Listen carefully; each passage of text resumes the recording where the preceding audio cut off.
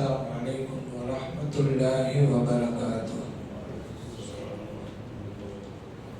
الحمد لله رب العالمين والصلاة والسلام على سيدنا محمد وعلى آله وصحبه أجمعين.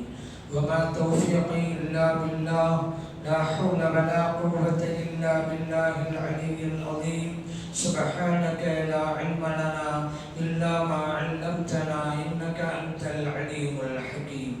கண்ணியத்திற்குரிய பெரியோர்களே, அன்பார்ந்த சகோதரர்களே, ஒருவர் இறந்துவிட்டால் அவரை நல்லடக்கம் செய்யப்படுவதற்கு முன்பாக அவருக்காக பிரார்த்தனை செய்ய வேண்டும் என்கின்ற அடிப்படையிலே தொழுகையை நிறைவேற்ற வேண்டும். அதுதான் ஜனாசா தொழுகை. இது நம்முடைய மார்க்கத்திலே ஃபர்து கிஃபாயா. ஃபர்து கிஃபாயா என்றால் எல்லோருக்கும் கடமை. சிலர் நிறைவேற்றிவிட்டாலே அந்த கடமை எல்லோரை விட்டும் நீங்கிவிடும். ஆனால் நிறைவேற்றியவருக்கு தான் நன்மை கிடைக்கும், தொழாதவருக்கு நன்மை கிடைக்காது, குற்றத்திலிருந்து விடுபட்டு விடுவார்கள். ஆனால் யாருமே தொழுகையை நடத்தவில்லை என்று வைத்துக் கொள்ளுங்கள், எல்லோருமே குற்றவாளிகளாக கருதப்படுவார்கள். ஆகவே இந்த ஜனாசா தொழுகை ஏன் நம்முடைய மார்க்கத்தில் வணக்கமாக அமைக்கப்பட்டது என்றால், இறந்து போனவருக்கு பாவ மன்னிப்பு தேட வேண்டும் என்பதுதான். அதுதான் பிரதானமான நோக்கம். ஆகவேதான் நாம் முதலாவது தக்பீருக்கு பின்னாலே அலுத்து சூரா ஓதுகிறோம் அல்லது சலா ஓதுகிறோம். இரண்டாவது தக்பீருக்கு பின்னாலே ஸலவாத்தை ஓதுகிறோம். மூன்றாவது தக்பீருக்கு பின்னாலே அந்த மையத்துக்காக துஆ செய்கிறோம். அல்லாஹும்ம அக்ஃபிர் லஹு வர்ஹம்ஹு. யா அல்லாஹ், இந்த மையத்தை நீ மன்னித்து விடுவாயாக, இந்த மையத்தின் மீது நீ கருணை மழை பொழிவாயாக என்று சுருக்கமாக நாம் ஓதுகின்ற துஆ. ஆக இந்த துஆ தான் பிரதான நோக்கம். ஏன் இது நம்முடைய மார்க்கத்தில் ஒரு முஸ்லிம் எந்த வகையிலும் நரகத்திற்கு சென்று விடக்கூடாது, எப்படியாவது அந்த மனிதன் சொர்க்கத்திற்கு சென்று விட வேண்டும் என்பதற்காகத்தான் இந்த ஏற்பாடெல்லாம் நம்முடைய மார்க்கத்திலே. ஜனாசா தொழுகையிலே அத்தனை பேர்களும் வருகிறார்கள். 100 பேர் வந்தால் மிக முக்கியமானது, அல்லது 40 பேர்கள் வந்தால் மிக முக்கியமானது. இது ஹதீஸில் வந்திருக்கிறது. இதை விடும் குறைவில்லாமல் நாம் பார்த்துக் கொள்ள வேண்டும். அத்தனை பேரும் அந்த மையத்திற்காக துஆ செய்கின்ற போது அல்லாஹ் அந்த துஆவை உடனடியாக அங்கீகரித்து விடுகிறான். எந்த ஒரு முஸ்லிமும் நரகத்திற்கு செல்ல வேண்டாம், சொர்க்கம் செல்ல வேண்டும். ஆகவே தான் இந்த ஏற்பாடெல்லாம். அவர் என்னதான் பாவம் பண்ணியிருந்தால் கூட அங்கே தொழுகைக்கு வந்தவங்களை யாரெல்லாம் இவர் மன்னிச்சிருன்னு சொல்லும் பொழுது அல்லாஹ் பார்ப்பான், இவ்வளவு பேரும் வந்து கேட்கிறாங்களே, ஆகவே நம்ம மன்னிச்சிருவோம். அந்த முஸ்லிம் சொர்க்கத்திற்கு போகிறார். சொர்க்கத்திற்கு போக வேண்டும் என்பதற்காகத்தான் இதுவெல்லாம் அமைக்கப்பட்டிருக்கிறது என்பதை நாம் பிரதானமாக கொள்வோம். அதனால ஒரு ஆத்மாவின் சுமையை இன்னொரு ஆத்மா சுமக்காது என்றெல்லாம் சில பேர் சொல்லி அந்த மையத்துக்கு குர்ஆன் ஓதாதீங்க என்றெல்லாம் சொல்லுவாங்க. நீங்க மையத்துக்கு குர்ஆன் ஓதக்கூடாதுன்னு சொல்லுங்க, ஓதலாம்னு நம்ம ஆதாரம் தருவோம், அது வேற விஷயம். ஆனா இப்படி ஒரு வசனத்தை நீங்க ஓதி காமிக்கலாமா? பல தஜ்லு வாஜரத்தின் விஸ்ர உஹரா, ஒரு ஆத்மாவின் சுமையை இன்னொரு ஆத்மா சுமக்காது. அப்படியா இருக்குது ஆயத்துல? ஒரு ஆத்மாவின் பாவ சுமையை இன்னொரு ஆத்மா சுமக்காது. வாஜரத்தின் விஸ்ர உஹரா, விஸ்ரன்னா என்ன அர்த்தம்? குற்றம் அர்த்தங்க. குற்றம், பாவம், தவறு, பிழை என்று அர்த்தம். ஒரு ஆள் செய்த குற்றத்துக்கு இன்னொரு ஆள் பொறுப்பாளியா மாட்டாரு. ஒருவருடைய பாவத்தை இன்னொரு ஆள் சுமக்க மாட்டாரு. அவரவர்கள் செய்த பாவத்திற்குள்ளான தண்டனையை அவங்க தான் அனுபவிக்கணும் என்பதற்காக இறைவன் சொன்னது பலா தஸிரு பாதலத்துன் விஸ்ர உஹரா என்று. இத போய் நல்லது செஞ்சு ஒரு ஆளுக்கு அனுப்புறதுக்கு போய் ஓதலாமா? சரி, இப்படி ஓதுகிற அதனால எத்தனை பெரிய இடையூறெல்லாம் குர்ஆனில் ஏற்படுகிறது. இப்போ இறந்து போனவங்க துஆ ஓதலாமா? துஆ ஓதலாம். ரப்பனா ஃபிர் லனா வ இஹ்வானினா அல்லதீன சபகுனா பில் ஈமான். அல்லாஹ் குர்ஆனே சொல்லி தரலாம், இப்படி ஓதுங்க. அப்ப எவ்வளவு முக்கியத்துவம் எல்லாம் கொடுத்தா பாருங்க. இறந்து போனவங்க துஆ செய்யுங்க என்று சொன்னாலே முக்கியம் தான். ஆனா இங்க நான் சொல்லி தருவது போன்று ஓதுங்கள் என்று அந்த பிரார்த்தனை கற்று தருகிறாங்க என்றால், நாம் துஆ ஓதுனா அவருக்கு போய் பலன் அளிக்குதா இல்லையா? அப்ப ஒரு ஆத்மாவின் சுமை இன்னொரு ஆத்மா சுமக்காதுங்கிறது இந்த வசனத்தையும் ஓதுவீங்க. நம்ம துஆ செஞ்சா அது பலன் அளிக்குதா இல்லையா? அதே போலதானுங்க அந்த ஜனாசா தொழுகை. ஜனாசா தொழுகை நம்ம தொழுகிறோம் யாருக்கு? மையத்துக்கு பலன் அளிப்பதற்காகத்தானே. ஒரு ஆத்மாவின் சுமையை இன்னொரு ஆத்மா சுமக்காது. அப்படியே நம்ம ஜனாசா தொழுகை தொழுவோன்னு நம்முடைய அந்த சுமையை அது சுமக்குதா இல்லையா? நம்முடைய நல்ல காரியத்தை சுமக்குதா இல்லையா? அதனாலதானே ஜனாதா தொழுகை. அந்த ஜனாதா தொழுகையிலே துஆ, பிரார்த்தனை. அது மட்டும் இல்ல, நீங்க ஹஜ்ஜி செஞ்சு அந்த நம்பை சேர்த்து வைக்கலாம், புகாரில இருக்குது. நோன்பு வச்சு அந்த நம்பை சேர்த்து வைக்கலாம், புகாரில இருக்குது. இந்த ஆயத்தை கொண்டு போய் ஓதுனா நோன்பு வைக்க கூடாதுன்னு வர. இந்த ஆயத்தை ஓதுனீங்களாக்கா ஒரு ஆத்மா சுமை இன்னொரு ஆத்மா சுமக்காது. அப்ப ஹஜ்ஜும் கூடாதுல வர. அந்த புகாரில் இருக்குது. அதனால பாவச்சுமை என்கிற அந்த வசனத்தை கொண்டு வந்துக்கிட்டு இப்படி இருக்குது. அதெல்லாம் நீங்க குர்ஆன் ஓதாதீங்க.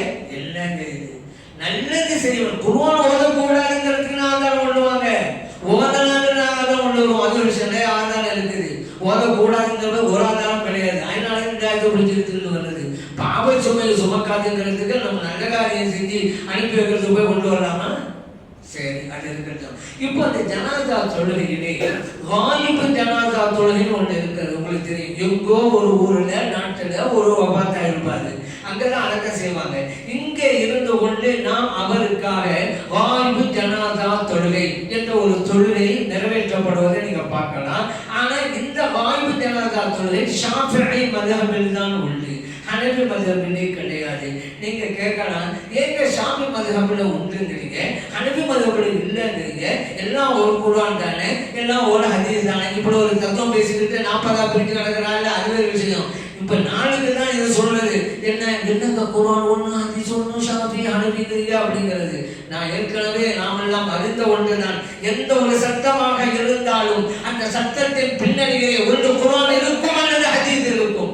ஷாஃபி இமாம்கள்லாம் அப்படிதான், சொந்தமாக சட்டத்தை சொல்றது இல்லைங்க. பின்னணி புதாகால் ஜனாதா அதை வச்சுக்கிடுவோம். கால் ஜனாதா தொழுகை உண்டு என்று ஷாஃபி இமாம் சொல்றாங்க. ஏன் சொல்றாங்க அப்படின்னு கேட்டா, புகாரில் பதிவு செய்யப்பட்ட ஹதீஸ் தான். என்னது? நஜாஷி மன்னர் இறந்து போய்விட்டார் என்கின்ற செய்தி கிடைத்தவுடன் நபிகள் நாயகம் ஸல்லல்லாஹு அலைஹி வஸல்லம் அவர்கள் அன்றைய தினத்திலே அருமை தோழர்களுக்கு செய்தி அறிவிக்கிறார்கள். அருமை தோழர்களே, இன்றைக்கு அபூசினியா மன்னர் வஃபாத் ஆகிவிட்டார், வாங்க நம்மெல்லாம் போய் தொழுகை நடத்துவோம் என்று போய் முஸல்லான்னு சொல்லுவாங்க. பெருநாள் தொழுகைனா நடத்துற மைதானத்துக்கு முஸல்லான்னு பேரு. அங்கே அழைச்சிட்டு போய் தொழுகை நடத்தினார்கள். ஸல்லா வ கப்பர அருபா தக்பீராத்து, 4 தக்பீர்கள் சொல்லி தொழுகை நடத்தினார்கள். புகாரில் பதிவு செய்யப்பட்டது. அப்ப யார் நஜாஷி மன்னரே? ஹபஷா, அரபியில ஹபஷாமாங்க, அபிசீனியா என்று அது சொல்லுவாங்க. இப்ப நம்முடைய நடைமுறையில எத்தியோப்பியா நாடுன்னு சொன்னோம்ல, அதுதான் ஹபஷா. அந்த நாட்டு மன்னர்களுக்கு நஜாஷி அப்படிம்பாங்க. அதாவது பேரு நஜாஷிங்கிறதில்ல, அந்த நாட்டின் மன்னராக யாரெல்லாம் வருகிறார்களோ அவர்களெல்லாம் நஜாஷி. இப்ப நம்ம சொன்னோம்ல, அதுக்கு முன்னால் ஒரு மன்னரா இருப்பார், அவரும் நஜாஷி தான். இவருக்கு பிறகு ஒரு நாள் மன்னராக வந்திருப்பார், அவரும் நஜாஷி தான். ஹபஷா நாட்டின் மன்னருக்கு பொதுவாக சொல்லப்படுகின்ற பெயர் நஜாஷி. நஜாஷி இல்ல, சபல் நஜாஷிமாங்க, நஜாஷி, அதுதான் கரெக்ட். சரி, இந்த மன்னர் வஃபாத்தான. ஏன்னா இவர் இஸ்லாத்தை தழுவிட்டாருங்க, ஸல்லல்லாஹு அலைஹி வஸல்லம் பார்க்கல, இஸ்லாத்தை தழுவிட்டாரு. நபி ஸல்லல்லாஹு அலைஹி வஸல்லம் ஒரு தடவை அவருக்காக துஆ செய்கிறார்களே, அல்லாஹும் மக்ஃபிர் லஹு, யா அல்லாஹ் அவருக்கு நீ மன்னிப்பு வழங்குவாயாக. ஃபகால முஸ்லிமூன், சூழ இருந்த அருமை தோழர்கள் சொன்னார்கள், ஆமீன். பஸாரிலே பதிவு செய்யப்பட்டது. கூட்டு துஆனா இல்ல அப்படின்னு சில பேர் சொல்லுவாங்க. கூட்டு துஆ அப்படிங்கிற வார்த்தை இல்லதான், உண்மைதான். இது ஆமீன் துஆ. ஆமீன் துஆ இருக்குதா? மார்க்கத்துல இருக்குது. என்னங்க அதான தொழுகையில இருக்குதுல, இமாம் வடதான் சொன்னோம், நீங்க ஆமீன்ங்கிறீங்கல்ல, அதான் ஆமீன் துஆ. அதனால கூட்டு துஆ பித்அத் அல்ல. இந்த ஆமீன் துஆவுக்கு கூட்டு துஆ என்று பேர் வச்சீங்க, அதுதான் பித்அத். கூட்டு துஆ எங்க இருக்கு? குர்ஆன்ல இருக்கா? ஹதீஸ்ல இருக்கா? இல்லாத ஒரு பேரை வச்சுக்கிட்டு இல்லாத ஒரு வழிகாட்டான ஒரு ஆளு. நீ கூட்டு துஆன்னு சொல்லவே இல்ல மார்க்கத்துல, அதுக்கு ஆதாரம் ஆமீன் துஆன்னு சொல்லுங்க. ஆமீன் துஆ இருக்குது. ஹதீஸ் கிதாப் போடலாம், அந்த பாடத்தை அப்படிதான் போடுறாங்க. கிதாபு தஹ்மீல், ஆமீன் கூறும் பாடம் அப்படிதான் ஹதீஸ் கிதாப் போடுறாங்க. ஆமீன் துஆ இருக்கு, தொழில இருக்கு, தொழில் வெளியில இருக்கு. தொழில் வெளியில இருக்கிறது இதான் ஆதாரம். நஜாஷி மன்னர் நபி ஸல்லல்லாஹு அலைஹி வஸல்லம் துஆ செஞ்சாங்கல்ல, அல்லாஹும்ம மக்ஃபிர் லஹு வர்ஹம்ஹு, ஃபகால முஸ்லிமூன், அருமை தோழர்கள் சொன்னார்கள் ஆமீன் இருக்குதுல. அதனால இப்படி எல்லாம் நபி ஸல்லல்லாஹு அலைஹி வஸல்லம் துஆ செஞ்சிருக்கிறாங்க. இந்த மக்ஃபிரத், பாவ மன்னிப்புக்காக துஆ செய்வது என்பது முஸ்லிம்களுக்கு மட்டும்தான். முஸ்லிம் அல்லாதவர்களுக்கு பாவ மன்னிப்புக்காக வேண்டி துஆ செய்யக்கூடாது. மற்றதுக்கான துஆ செய்யலாம். நமக்கு தெரிஞ்சவரா இருக்கிறாரு, வேற சமூகத்தின் நண்பர் தான் அவரு, பாவ வறுமையில கஷ்டப்படுறாரு, அவருக்கு துஆ செய்யலாம். யாரெல்லாம் அவருக்கு செல்வத்தை கொடு, நீங்க கேட்கலாம், தப்பு இல்லை. அதே போல மாற்று சமயத்து நண்பர் வந்து நோயா பெற்றிருக்கிறார், நமக்கு தெரிஞ்சவர் நல்ல மனிதர், யாரெல்லாம் இவருக்கு சுபா கொடுப்பாயாக கேட்கலாம். அதே போல ஒரு மாற்று மத நண்பர் குழந்தை இல்லாமல் நீண்ட காலமா இருக்கிறாரு, கவலைப்படுறாரு, நம்ம நண்பரா இருக்கிறாரு, அவருக்கான யாராவது குழந்தை பாக்கியத்தை கூட கேட்கலாம். இந்த உலகத்தினுடைய தேவைகளுக்கு கேட்கலாம். ஆனால் பாவ மன்னிப்புக்கு தேடக்கூடாது. ஏன்னா இன்னல்லாஹ லா யக்ஃபிரு அன் யுஷ்ரக பிஹி வ யக்ஃபிரு மா தூன ذلك லிமன் யஷா. அல்லாஹ் சொல்றான், இணை வைப்பதை இறைவன் ஒரு காலம் மன்னிக்க மாட்டான். ஆனா மற்ற பாவங்களை நாடியவர்களுக்கு மன்னிப்பான். எல்லாருக்கும் சொல்ல முடியாது. அல்லாஹ் யாருக்கு நாடானோ அவங்களுக்கு மன்னிப்பான். அந்த வகையிலே நஜாஷி மன்னருக்கு ஸல்லல்லாஹு அலைஹி வஸல்லம் மக்ஃபிரத்துக்கு துஆ செய்தார்கள். சரி, இது இறந்த உடனே செய்திகளுக்கு பாருங்க, அந்த அன்னைக்கு சொன்னாங்க. இப்போ எல்லாம் நம்ம போன் மூலமாக, மற்ற ஆன்லைன் மூலமாக, வாட்ஸ்அப் மூலமாக தகவல் சொல்லிடுறோம். அப்போ நான் என்ன இருந்துச்சா? சரி, அந்த ஹபஷா நாட்டிலேருந்து ஒரு ஆள் புறப்பட்டு வந்துதான் இந்த தகவல் சொல்லணும். அதுக்கு பல நாட்கள் ஆகும். நபி ஸல்லல்லாஹு அலைஹி வஸல்லம் அன்றைக்கு சொன்னார்கள், மறைமுக ஞானம் அவர்களுக்கு உண்டு என்பதை இந்த ஹதீஸ் அறிவிக்காட்டு. இல்லாட்டி அதே ஹதீஸ் எப்படி சொல்ல முடியும்? நான் சொன்னேன், புகாரில் இருக்குதுங்க, அந்த வாசம் அப்படியே இருக்குது. அந்த அபிசினியா மன்னர் எந்த நாளிலே மரணித்தாரோ அந்த நாளிலேயே நபி ஸல்லல்லாஹு அலைஹி வஸல்லம் அவர்கள் செய்தியை சொன்னார்கள், தொழுகை நடத்தினார்கள். சரி, நம்ம சப்ஜெக்டுக்கு போடுவோம். நபி ஸல்லல்லாஹு அலைஹி வஸல்லம் அவர்கள் அந்த அபிசினியா நாட்டில் இருக்கக்கூடிய அங்கே வஃபாத்தான நஜாஷி மன்னருக்கு மதீனா ஷரீஃபில் இருந்து தொழுகை நடத்தினாங்களா இல்லையா? புகாரில் இருக்குதா இல்லையா? இதான் காபி ஜனாதா தொழுகை. எங்கோ இருந்த மையத்துக்கு சலா தொழுகை நடத்திருக்கிறாங்க. ஆகவே நடத்தலாம் ஷாமிமாம் சொல்றாங்க.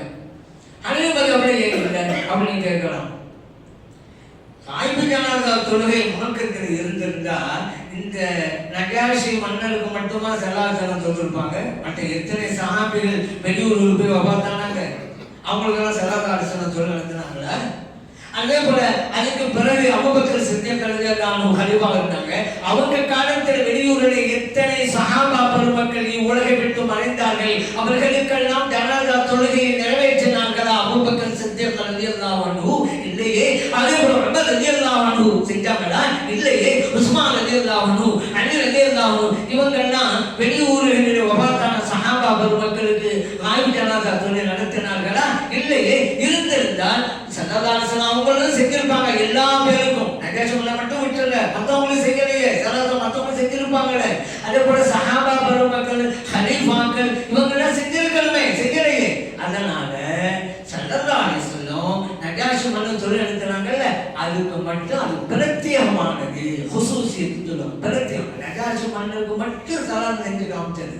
அதை வச்சுக்கிட்டு பொது சட்டமா ஆக்க முடியாது என்று ஹனஃபி இமாம் அவர்கள் விளக்கம் தருகிறார். பாருங்க, ரெண்டு பேருமே சட்டம் தர்றாங்க, அதை வச்சுதான் இப்ப புரியுதா இமாம்களுடைய தியாகம் எவ்வளவு அர்ப்பணிப்புக்குரியது என்று. இப்ப நான் உங்கள்கிட்ட கேட்கிறேன், சரி இமாம்களை விட்டுருவோம், உங்களை யாராவது ஒரு ஆள் கூப்பிட்டு இந்த வெளியூர்ல வரா வஃபாத் ஆயிட்டாலே இங்க ஜனாஸா தொழுவலாமா அப்படின்னு நான் உங்கள்கிட்ட கேட்கிறேன், என்ன மாதிரி சொல்லுவீங்க? புகாரே தந்துட்டேன், இது படிச்சு எனக்கு சொல்லுங்க அப்படிங்கிறேன். எப்ப நீங்க படிச்சுட்டு எப்ப நீங்க சொல்றது? அதுக்கெல்லாம் பல நாட்கள் ஆயிருமே. முடியுமா? நீங்கெல்லாம் முடியுமா? முடியாதுல்ல. அப்படின்னா அந்த இமாம்கள் தங்களுடைய லைஃபை இதற்காக அர்ப்பணித்து குர்ஆனை படித்து ஹதீஸை படித்து சட்டங்களை தொகுத்து நமக்கு வழங்கியிருக்கிறார்கள் என்றால் எவ்வளவு பெரிய தியாகம், அதுக்கு எவ்வளவு பெரிய நன்றிக்கடன் அவங்க செய்யலன்னா நம்ம என்ன செய்ய முடியும்? இப்ப சொல்லுங்க, யாராவது இல்ல நான் சொல்றாங்க உண்டா இல்லையாண்டு அப்படி யாராவது கொண்டு வர முடியுமா? இந்த ஒரு பிரச்சனை எவ்வளவு பிரச்சனை இருக்கு. அதனாலதாங்க எந்த சட்டமாக இருந்தாலும் ஹதீஸின் அடிப்படையிலே ஆயத்தின் அடிப்படையில் தான் அவங்க சட்டத்தை தொகுத்திருக்காங்க செய்யணும். அதே போல பாருங்க, இப்ப ஜனாஸா தொழுகை முடிந்தவுடன் நீங்க பார்க்கலாம் அல் ஃபாத்திஹா அப்படின்னு சொல்லி எல்லாரும் அல்ஹம்து சூரா ஓதின பிறகு துஆவும் ஓதுவாங்க. இது நடைமுறையில இருக்குதுங்க. இது ஒரு வஹாபியர் கூட்டம் சொல்லுவாங்க, இதான் கிடையாது. அவங்க மட்டும் இல்ல, 5 நேர தொழுகைக்கு இந்த தொழுகை இல்லைங்கிறாங்க ஆமீன் துஆ. அப்ப ஜனாஸா தொழுகை இல்லைம்பாங்க. அந்த கூட்டம் மறுக்கிற கூட்டம் பிரச்சனை இல்லை. இன்னும் சில பேர் இருப்பாங்க, தீனுடைய வேலை செய்யணும், அல்லாஹ்வை பார்த்துட்டு போறோம் அப்படின்னு சொல்லிட்டு இந்த மற்ற இடங்கள்ல எல்லாம் ஆமீன் துஆ ஓதணும்னு சொல்லிவிட்டு ஜனாஸா தொழுகைக்கு பிறகு ஓதக்கூடாது அப்படிம்பாங்க. எல்லாரும் அல்ல, அவங்கள கொஞ்சம் தேறினவங்க, அவங்கள பாமரர்கள் இருப்பாங்க, பாவம் பிரச்சனை இல்லை. ரொம்ப முஸ்லிமங்க இருப்பாங்க, அவங்க சொல்றாங்க ஜனாஸா தொழுகையே துஆ தானே, அப்புறம் இன்னொரு துஆ. என்ன தத்துவம் பார்த்துக்கலாம். ஜனாதா தொழுகையே துவா தான், அது சந்தேகம் கிடையாது, அது துவா தான். இவங்க அடுத்து கேட்கறது ஜனாதா தொழுகையே துவா தானே, அப்புறம் முடிஞ்சிருச்சு, சலாம் முடிஞ்சாச்சு, தொழு முடிஞ்சிருச்சு, அப்புறம் இன்னொரு துவா, அதுக்கு என்ன ஆதாரம்? நபி ஸல்லல்லாஹு அலைஹி வஸல்லம் சொன்னாங்க, இதா ஸல்லைத்தும் அலல் மையித் ஃபஅஹ்லிஸூ லஹு பித்துஆ. நீங்கள் ஜனாதா தொழுகையை முடித்து விட்டால் அந்த மையத்துக்காக இஹ்லாஸான நிய்யத்தோடு துஆ செய்யுங்கள். இப்னு மாஜாஹ்வுடைய பதிவு செய்யப்பட்டார்கள். அதனால தான் துஆ செய்யணும். சரி, ஆதாரம் வச்சுட்டோமா?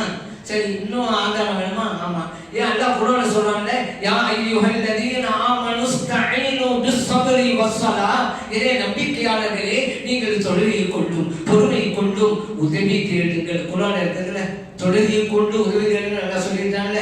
ஜனாதா தொழுகை தானே ஓதிட்டோம், தொழுதுட்டோம்ல, என்ன சொன்னா தொழுதுட்டு அந்த துஆ செய்யுங்க. நம்மளும் தொழுதோம், துஆ செய்றோம். இந்த ஆயத்தை விட ஒரு ஆதாரம் வேணுமா? சரி, தொழுகையில் நம்ம தொழுகிறோம்ல, அரபி மொழியில் பேர் என்ன? தொழுகைக்கு ஸலாத்துங்கிறோம். அதனால தான் ஹய்ய அலா ஸலா, தொழுகையின் பக்கம் விரைந்து வாருங்கள் முஅத்தின் சபை கூப்பிடுறாங்கல்ல, அதனால தான் ஸலாத்தா தொழுகை. சரி, தொழுகை நம்ம சொல்றோம், ஆனா ஸலாத்துங்கிற அரபி சொல்லுக்கு நேரடி பொருள் என்ன தெரியுமா? துஆ, பிரார்த்தனை என்பது பொருளாகும். அப்படியானா இப்போ நம்ம 5 வேளை தொழுகிறோம், அதுவும் ஸலாத்துன்னு தான் பேரு, ஸலாத்துன்னா துஆன்னு தான் அர்த்தம். அதனால ஸலாத்தே துஆ தானே, அப்ப தொழுகைக்கு அப்புறம் ஏன் துஆ அப்படிங்கல? அப்ப அல்லாஹ் ஏன் குர்ஆன்ல சொன்னான் தொழுதுறேன்னு கேளுங்க, அல்லாஹ் சொன்னான். அதனால அல்லாஹ் சொல்லிட்டாங்க, தொழுதுட்டா என்கிட்ட கேளுங்க, நாங்க கபூல் செய்யறேன்னு. ஜனாதா தொழுகை தான், தொழுதுட்டா அல்லாஹ் கேட்கிறோம், அல்லாஹ் சொன்னதின் அடிப்படையில் செய்யறோம். அதனால அது போய் பிதஅத் சொல்லி கூடாது. குர்ஆன் பரா நடந்தா பிதஅத்தா? நான் கேட்கிறேன். அல்லாஹ் குர்ஆன் சொன்னா தொழுகை முடிஞ்சது கேட்பாண்டு, ஜனாதா தொழுகை முடிச்சாச்சு, அல்லாஹ் கேட்கிறோம். அப்ப அல்லாஹ் சொன்ன பிறகு நடப்பது பிதஅத்தோ? என்னங்க இது? சரி, அதனால இப்படி துஆ செய்யறோம். சரி, இந்த அடக்கம் செய்கிறோம், தொழுகைக்கு பிறகு அடக்கம் செய்வோம்னு பார்த்துருப்பீங்க. பள்ளிவாசல்ல தொழுகை நடத்திட்டு அப்புறம் கபரிஸ்தானுக்கு கொண்டு போவாங்க. அந்த கபரிஸ்தானில மையத்தை எப்படி வைப்பது அப்படின்னு புரிஞ்சுக்கணும். பொதுவாக அந்த மையத்தை வலது பக்கமாக ஒருங்கிணைத்து வைக்க வேண்டும். மையத்தினுடைய முகம் கிபிலா திசையை முன்னோக்கிய வண்ணம் இருக்க வேண்டும். அப்படிதான் வைக்கணும். அந்த குழி அப்படிங்கிறது 2 வகை இருக்குதுங்க. அல்-லஹத் வஷக், அரபி மொழியில சொல்லுவாங்க. நம்ம பாருங்கன்னா ஒண்ணுதான், ஷக்கு தான். கபரை தோன்றோம்ல, அது ஷக்கு. லஹத்னா என்ன? அரபு நாட்டுல இந்த மதீனா ஷரீஃப்லாம் போய் பார்த்தவங்க, ஜன்னத்து பக்கத்துக்கு போனவங்களாம் பார்க்கலாம். ஜன்னத்து பக்கத்து கூட ஜியாரத்து போனீங்களாக்கா அங்க பல கபர்கள் தோண்டி ரெடியா இருக்கும். நீங்க போய் பார்வையிடலாம். பாத்தீங்களாக்கா அந்த கபர்கள் நம்ம பக்கத்துல தோண்டிடுவாங்க. அப்புறம் சைடுல ஒரு குழி இருக்கும். சைடுல கபரு நேரா தோண்டிடுறது. அப்புறம் சைடுல இதுக்கு தமிழ்ல பிள்ளை குழி அப்படிம்பாங்க. அது சின்ன குழிங்கிறது புள்ள அப்படின்னு சொல்லுவாங்க ஒரு காலத்துல. தமிழ்ல இன்னொரு வார்த்தையை சொல்லலாம், உள்குழி. குழி உள்குழி. அது கிபிலா திசை முன்னோக்கி 2 பக்கம் இருக்கும்ல, கபரை தோண்டிட்டா 2 பக்கம் இருக்கும். இந்த உள்குழிய எந்த பக்கம் வைக்கிறது அப்படின்னு கேட்பீங்கல்ல, அந்த கிபிலா திசையை எந்த பகுதி இருக்கிறதோ அந்த பகுதியில தான் உள்குழியை வைப்பாங்க. இப்ப கூட அப்படிதான். அந்த நம்மளாம் குழியை தோண்டி கீழே வச்சுட்டு மேல மண்ணை போடுறோம். அங்க உள்குழிகளை வச்சுட்டு அந்த உள்குழியை மூடிவிட்டு அப்பதான் மண்ணை போடுவாங்க. அதுலயே பல உள்குழி வச்சிருவாங்க. அப்படியெல்லாம் இருக்குது. சரி, அது இருக்கட்டும். இந்த லஹத் அப்படின்னு இருக்கிறது அல்லவா, நபி ஸல்லல்லாஹு அலைஹி வஸல்லம் அவர்களுக்கு லஹத் அடிப்படையிலே தான், அந்த உள்குழி அடிப்படையிலே தான் அவருடைய புனிதமான உடல் வைக்கப்பட்டது. ஏன்னா சஹாபா பெருமக்கள் அவங்களுக்குள்ள ஆலோசனை செய்யறாங்க. ஸல்லல்லாஹு அலைஹி வஸல்லம் அவர்களுக்கு கபரை எந்த அமைப்புல தோண்டலாம், ஷக்கா லஹதா? அல்ல, ஷக்கா நம்ம பாதி மாதிரி, லஹதா உள்குழி எப்படி செய்யறது? ஏன்னா 2 நடைமுறையும் இருக்கிறது அவங்களுக்கு மத்தியில. ஆகவே எதை செய்வது என்று மஷூரா பண்ண உடனே ஒரு முடிவு எடுக்கிறாங்க. இந்த குழி வெட்டுறதுக்கு இருக்காங்கல்ல, இப்ப நம்ம பாதிதான் இருக்கிறாங்க, அவங்க எல்லாரும் செய்ய முடியாது. அதுக்குன்னு சில பேர் அனுபவப்பட்டு இருப்பாங்க. அந்த மாதிரி அப்போ இருந்தாங்க சஹாபா பெருமக்கள். அதுல லஹத் குழியை தோண்டுவதற்கு ஒரு சஹாபி, ஷக்கு அடிப்படை தோண்டு ஒரு சஹாபி. அதை முடிவு பண்ணாங்க. அந்த 2 தோழர்கள்ல யார் ஃபர்ஸ்ட் வர்றாங்களோ அந்த அமைப்புல வச்சிடலாம். அப்ப அல்லாஹ் எதை விரும்புறானோ அந்த மாதிரி ஆளை அனுப்பி வச்சிருவான். லஹதுன்னா லஹதுக்குரிய ஆளு, ஷக்குன்னா ஷக்குக்குரிய ஆளு, அதை அனுப்பி வச்சிருவாங்க. முடிவு பண்ணி கொடுத்தாங்களா. முதலாக வந்தவர் அந்த லஹது குழியை தோண்டும் வழக்கம் உள்ளவர். அப்ப நகத்திலே செய்வது இப்படி பண்ணிட்டாங்க. சல்லல்லாஹு வந்து அந்த மாதிரி தான் அந்த உள்குழி அமைக்கப்பட்டு நபி ஸல்லல்லாஹு அலைஹி வஸல்லம் அவர்களுடைய புனித உடல் வைக்கப்பட்டது. வைக்கப்பட்டதற்கு பிறகு களிமண்ணால் செய்யப்பட்ட கல், நம்ம பாதில செங்கல் அப்படின்னு சொல்லுவோம் அல்லவா, அரபி மொழியில லபின் அப்படிம்பாங்க, அந்த கல் வைக்கப்பட்டது. அதனாலதான் சஅத் இப்னு அபீ வக்காஸ் ரலியல்லாஹு அன்ஹு சொன்னாங்க, என்ன வந்து அடக்கம் குழியில வச்சதுக்கு பின்னால அது குழின்னு சொல்றாங்க, லஹதிலே வைங்க அப்படிங்கிறாங்க. ஏன் ஸல்லல்லாஹு அலைஹி வஸல்லம் அவங்களுக்கு லஹது தானே உள்குழி, அந்த மாதிரி எங்க வைங்கட்டாங்க. அப்புறம் சொன்னாங்க, நீங்க அந்த களிமண்ணால் செய்யப்பட்ட கல்லையும் அடிக்க வையுங்கள். ஏன் நபி ஸல்லல்லாஹு அலைஹி வஸல்லம் அவர்களுக்கு அவ்வாறு செய்யப்பட்டது. கமா சுனிஅ பி ரசூலில்லாஹி ஸல்லல்லாஹு அலைஹி வஸல்லம் அவங்களுக்கு செஞ்ச மாதிரி அங்க வச்சிருங்க அப்படின்னு சொன்னாங்க. அந்த மாதிரி செய்யப்பட்டது. சரி, நபி ஸல்லல்லாஹு அலைஹி வஸல்லம் அவங்களுக்கு எத்தனை அந்த கல் வைக்கப்பட்டது அப்படின்னு கேட்டா 9 கல்கள் அடிக்க வைக்கப்பட்டது. அந்த உள்குழிய மூடியவாறு 9 கற்கள் எல்லாம் தெளிவாக எழுதப்பட்டிருக்கிறது. அந்த அமைப்புல ஸல்லல்லாஹு அலைஹி வஸல்லம் அவருடைய புனிதோட வைக்கப்பட்டது. 2 எதுங்க சிறந்தது? 2 கூடும் தான், லஹதும் கூடும் ஷக்கும் கூடும் தான். எது சிறந்தது? சில இமாம்கள் சொல்றாங்க லஹது தாங்க. ஏன் ஸல்லல்லாஹு அலைஹி வஸல்லம் அவங்களுக்கு அந்த மாதிரி தான் வைக்கப்பட்டது அப்படின்னு சொல்லுவாங்க சில இமாம்கள். ஆனா பெரும்பான்மை இமாம்கள் சொல்வது, நீங்க எந்த இடத்துல குழி தோன்றீங்களோ அந்த இடத்தை பொறுத்தே தான் அது.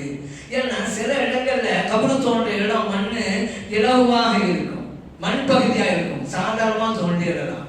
அந்த மாதிரி இடங்களா இருந்தா ஷக்கள் வச்சுக்கிறதுங்க, பிரச்சனை இல்லை. அதே சில இடங்கள்ல கெட்டியான பூமியா இருக்கும். இப்ப ஜன்னத்தில் பார்த்தீங்கன்னா கெட்டியான பூமி தான். இங்கெல்லாம் நம்ம வந்து தோண்டிக்கிட்டே இருப்போம், மண் செஞ்சுக்கிட்டே இருக்கும், ஏன் மணல் பார்க்கான பூமி. அதே நேரத்துல மழை பகுதி உள்ள இடங்கள்ல கெட்டியா இருக்கும் தலை. அந்த கெட்டியாக இருந்தால் லஹதுதான் சிறந்தது என்று இமாம்கள் விளக்கம் சொல்றாங்க. ஆனாலும் 2மே கூடுங்கிறத நம்ம புரிஞ்சுக்கிறோம். அடுத்ததாக அந்த மையத்தெல்லாம் வைக்கப்பட்டதற்கு பிறகு நம்ம மண்ணு மூடியாச்சா, அதுல அந்த மண்ணு மூடுவதற்கு முன்னால மண்ணை எடுத்து போடுவது அதுவும் சுண்ணத்தாக்கப்பட்டிருக்கிறது. எவ்வளவு செய்யணும், ஒவ்வொன்றிலையும் ஒரு வழிமுறை. அதுதான் அந்த மையத்தை வச்சோம், மண்ணை மூடலாம் வந்தோம், அங்கேயும் ஒரு ஒழுங்குமுறை, அதுதான் இஸ்லாம்.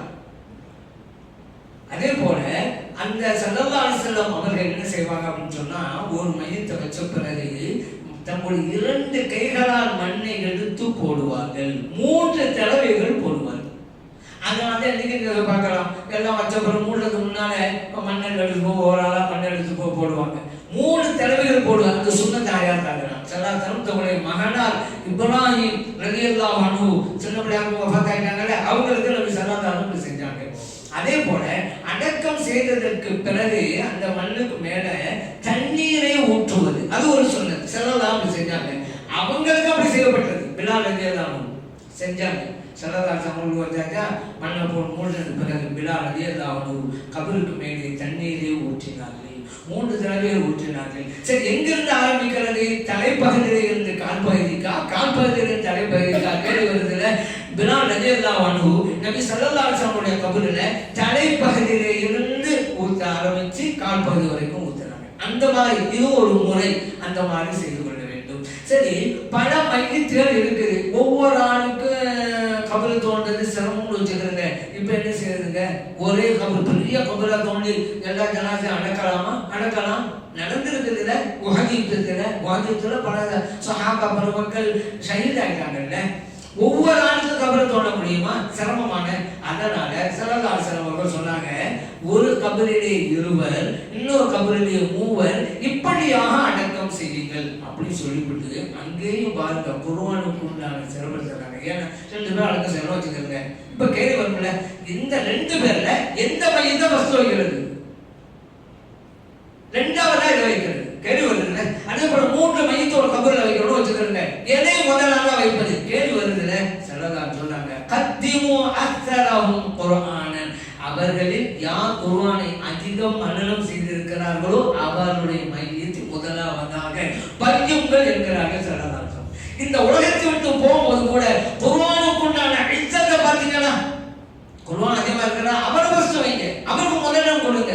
இதுதான் இஸ்லாம். அப்ப அல்லாஹ்வுடைய வேதம் எவ்வளவு முக்கியமானது அப்படிங்கிறத நம்ம புரிஞ்சுக்கலாம். ஒரே கபரிலேயே மூவர் இவன் அடக்கம் செய்யலாம். அதனால தான் ஜாபிர் ரலியல்லாஹு கூட சொன்னாங்கல்ல, என்னுடைய வாப்பா, ஏன்னா அப்துல்லா ரலியல்லாஹு அவங்களும் வஹதிக்கு தான் ஷஹீத் ஆயிட்டாங்க. என்னுடைய வாப்பா அப்துல்லா ரலியல்லாஹு அவங்க இன்னொருவரோடு சேர்த்து தான் அடக்கம் செய்யப்பட்டாங்க. என் உள்ளத்தை உறுத்திக்கிட்டே இருந்துச்சு, நம்ம வாப்பாவை எப்படியாவது தனியாக தான் அடக்கம் செய்யணும் அப்படி உள்ளத்துல. அதனால 6 மாதங்கள் கழித்து என் தந்தையார் நல்லடக்கம் செய்யப்பட்ட இடத்தை தோண்டினேன், பார்த்தேன். என்ன ஆச்சரியம்! அப்பொழுது வைத்தால் எப்படி இருக்கும் அந்த வகையிலே இருந்தது என் தந்தையாருடைய உடல். எந்த சிதவையும் இல்லை, சேதாரமும் இல்லை. 6 மாசம் ஆச்சுங்க. எங்க கேட்குறீங்களா? புகாரில் இருக்குது. 6 மாதங்கள் கழித்தாலும் இங்கே அப்துல்லா ரலியல்லாஹு அன்ஹுவுடைய அந்த உடல் கொஞ்சம் கூட சிதைவடையவில்லை, சேதாரமடையவில்லை, அப்படியே இருந்தது. இப்ப புரியுதா? நல்லோருடைய உடல் பாதுகாக்கப்படுவது. அதனால இன்னொரு விஷயத்த சொல்லிடுறேன். அப்ப அடக்கம் செய்யறதுல இறந்து போன இடத்துல அடக்கம் செய்யறது. இப்ப சென்னையில ஒரு ஆள் வஃபாத்தாயிட்டா இங்கதான். ஆனா ஒரு சில பேர் ஊர்களுக்கு பெரும்பாலும் அங்கங்க அடக்கம் செஞ்சுறாங்க, பிரச்சனை இல்லை. ஆனா சில பேர் சொந்த ஊருக்கு கூட்டிட்டு போவாங்க. அப்படி செய்யலாமா? செய்யாம இருக்கிறது தான் நல்லது. ஏன்னா உஹது யுத்தத்துல ஷஹீதான ஒரு சில சாமியார், உதாரணத்துக்கு அப்துல்லா ரலியல்லாஹு அவங்களோட சகோதரர் என்ன செஞ்சாங்க, நான் இவங்கள அங்க மதீனாவுக்கு கொண்டு போறேன் அப்படின்னு சொன்னாங்க. சல்லல்லாஹு தெரிஞ்சு போச்சுல, உடனே அறிவிப்பு செய்ய சொன்னாங்க. ஒரு சாமியை கூப்பிட்டு செய்யுங்க, ரத்து அல் கத்லா இலா மலாஜிஹிம், யாரெல்லாம் ஷஹீதாக்கப்பட்டாங்களோ அந்த இடத்துக்கு கொண்டு போங்க, அங்க மதீனாவுக்கு கொண்டு போக வேணாம் சல்லல்லாஹு சொன்னாங்க. அதனால அந்தந்த இடங்களிலேயே அடக்கம் செய்வதுதான் சிறந்தது. ஏதாவது காரணங்களின் அடிப்படையில் வெளியூர் கூட்டிட்டு போனா, சொந்த ஊர் கூட்டிட்டு போனா அதெல்லாம் பெரிய குற்றம் அப்படின்னு வராது. சிறந்தது அந்த ஊரிலே அடக்கம் செய்வதுதான் என்பதை அறிந்து கொண்டு மார்க்க சொன்னதின் அடிப்படையிலே நம்முடைய செயல்பாடுகளை அமைத்துக் கொள்ள எல்லாம் இறைவன் நல்லொரு புரிந்தருவானாக. ஆமீன். அல்ஹம்துலில்லாஹி ரப்பில்